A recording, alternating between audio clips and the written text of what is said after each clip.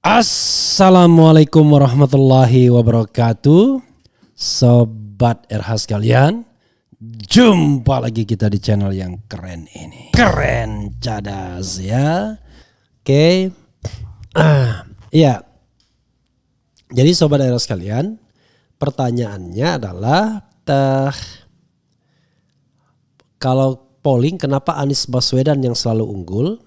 Sementara kenapa kalau misalnya survei selalu Ganjar yang unggul. Nah ini this is the question.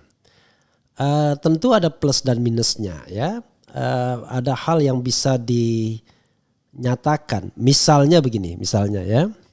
Kalau polling itu kan dia tidak didesain. Tidak ada muatan apa-apa. Pokoknya dilempar begitu saja. Nah hanya kelemahannya adalah tentu dia tidak mewakili semua stratifikasi masyarakat Indonesia. Karena siapapun, anyone bisa masuk. Tapi kalau survei, so-called disebut metode ilmiah dengan 1200 itu. Yang katanya mewakili katakanlah demografi masyarakat Indonesia. Jadi karena itu ya sudahlah dua-duanya dikemukakan saja.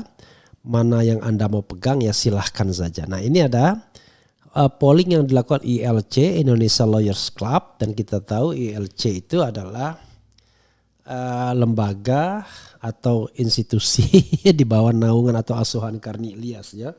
Jadi sobat daerah sekalian, coba kita baca ya. Jakarta tv1news.com. Baru-baru ini Indonesia Lawyers Club atau yang akrab dengan sebutan ILC membuat polling tentang siapa calon presiden capres 2024 pilihan masyarakat Indonesia di akun Twitter ILC.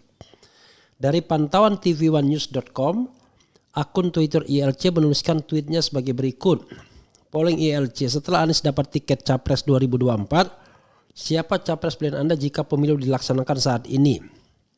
Prabowo, Anies Baswedan, @Ganjar Pranowo, tulis akun Twitter ILC. Tampak dari hasil polling itu Anies Baswedan memperoleh skor polling 82,6% dari 19.969 suara. Oke, sementara Prabowo Subianto hanya meraih skor polling 7,5%, kemudian Ganjar Pranowo hanya meraih skor polling 9,9%. Sontak hal ini pun menuai komentar para netizen di kolom komentar akun Twitter ILC. Satu di antaranya pemilik akun Twitter Omar Abdillah saran untuk menjaga hasil pemilu perhitungan suara maka seluruh komponen relawan Anies mengawal dari setiap TPS sampai ke KPU kecamatan, _KPU kabupaten kota, KPU provinsi. Insaflah wahai orang-orang yang selalu berbuat curang demi kekuasaan dunia. Allah Subhanahu wa taala Maha melihat dan mengetahui, tulisnya. Kemudian netizen lainnya seperti pemilik akun Twitter Musyanto. Ini namanya survei internal relawan Anies. Anies ya jelas Anies menang. Uang yang disurvei relawannya yang jelas nggak kredibel nih survei. ILC Karni Ilyas kacungnya Anies, tulisnya. Pasti begitu ya. Untuk diketahui dari pantauan tv1news.com, polling tersebut jumlah suara yang mengikuti berkisar 19.969 dan hasil polling tersebut merupakan hasil akhir. Kemudian tampak juga 1074 retweet dan 132 tweet kutipan hingga 1804 yang menyukai tweetan tentang polling yang dibuat akun Twitter ILC. Oke sahabat era sekalian, kalau kita bicara polling ini memang ya selalu memunculkan pro dan kontra.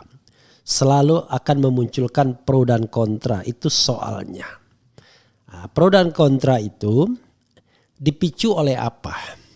Dipicu oleh yang namanya public distrust, ketidakpercayaan publik. Jadi publik tidak percaya dengan hasil survei yang dilakukan oleh so-called lembaga survei yang katanya kredibel dan lain sebagainya. Nah makanya kemudian mereka rely on dengan polling. Tapi bagi penyelenggara survei dan tentu pihak lain juga tidak percaya dengan polling. Seperti tadi kan dikatakan, wah ini polling di antara pendukung Anies saja. Sebenarnya tidak juga. Karena kalau kita sudah lemparkan ke ke media sosial seperti Twitter misalnya, itu tidak bisa dikontrol siapa yang akan mengisi polling tersebut. Hanya memang ya theoretically kalau misalnya di Refli Harun channel ini, ya saya harus mengakui lebih banyak orang yang punya preferensi ke Anies Baswedan ketimbang dua calon lainnya. Karena itu saya mengatakan jangan pegang 100% tapi juga jangan tidak dipercaya. Jadi bacalah hasil polling, hasil survei itu dengan kritis. Misalnya lembaga survei itu menyatakan yang menang si A, si Ganjar misalnya menang. Atau Prabowo. Maka kita tanya dulu, Anda uangnya dari mana? Nah kalau Anda bisa disclosure sumber keuangannya secara transparan, kita bisa percaya. Tapi kalau tidak mau disclosure, wah berat. Apalagi misalnya lembaga polling tersebut sudah bekerja sama dengan pihak-pihak tertentu yang menjagokan calon-calon presiden tertentu. Itu tambah kita tidak bisa lagi mempercayainya. Walaupun mereka selalu mengatakan hasil polling mereka kredibel. Padahal kredibilitas itu kan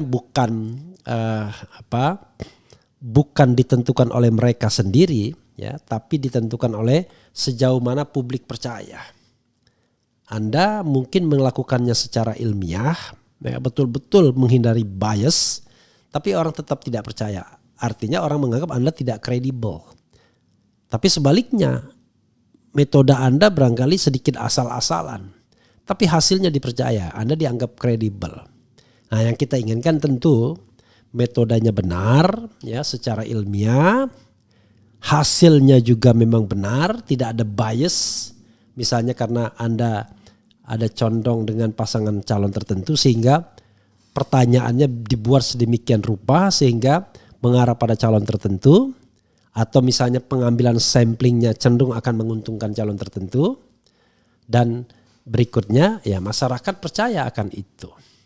Saya teringat misalnya salah seorang Adi Amar kalau tidak salah ya, seorang penulis buku mengatakan coba lakukan survei itu secara paralel. Apakah memang konsisten hasilnya? Jadi ada dua survei yang dilakukan secara paralel lalu disandingkan. Apakah surveinya sama atau tidak? Tentu karena dua paralel ini tidak boleh menggunakan sampling yang sama ya. Jadi random samplingnya tidak pada orang yang sama. Walaupun mewakili tipologi keseluruhan. Nah, tapi kalau polling ya memang ada biasnya siapa peserta atau penonton atau pemirsa dari akun tersebut. Kalau RH Channel mungkin kebanyakan yang nonton adalah yang pro Anies Baswedan sehingga tidak heran kalau seandainya Anies menang di polling RH Channel. Jadi kita harus terbuka dalam hal ini ya. Entah kalau misalnya di Cokro TV, apakah pernah mereka mengadakan polling dan siapa yang menang? Coba mungkin mereka mengadakan polling juga. Mungkin saja yang menang adalah Ganjar Pranowo. Tapi mereka harus berani mengadakan polling tersebut. Ya, mereka harus berani. Karena kecenderungannya adalah penonton Cokro TV misalnya bisa jadi lebih banyak mereka yang pro Ganjar atau pro kekuasaan Presiden Jokowi. Jadi itu dengan sendirinya ya terbentuk di dalam arus society. Sama seperti penonton televisi itu stratifikasi siapa. Dulu kita ingat ya ada TPI misalnya. Itu kalau menengah ke bawah yang suka dangdut biasanya nontonnya TPI. Tapi ada RCTI yang menengah ke atas. Jadi mereka sendiri sudah melakukan yang namanya spesifikasi pasar mereka sendiri ya, dan itu terbentuk secara alamiah, tidak bisa direkayasa ya. Saya tidak bisa merekayasa hasil polling untuk memenangkan Anies Baswedan berapa persen atau mengalahkan Ganjar atau mengalahkan Prabowo, tapi itu dengan sendirinya sesuai dengan animo RH Channel atau pemirsa. Dan ini mulai kelihatan ya, setelah Anies mendapatkan tiket, mana capres pilihan Anda? Dari 1.100 yang voting, Anies Baswedan 93%, Ganjar Pranowo 3%, Prabowo Subianto 4%. Sudah kelihatan ya, mutlak angkanya. Sobat era sekalian, itu yang saya ingin share ke Sobat RH sekalian. Terima kasih, kita akan bahas tema lainnya yang akan menarik tentunya. Wassalamualaikum warahmatullahi wabarakatuh. Ciao.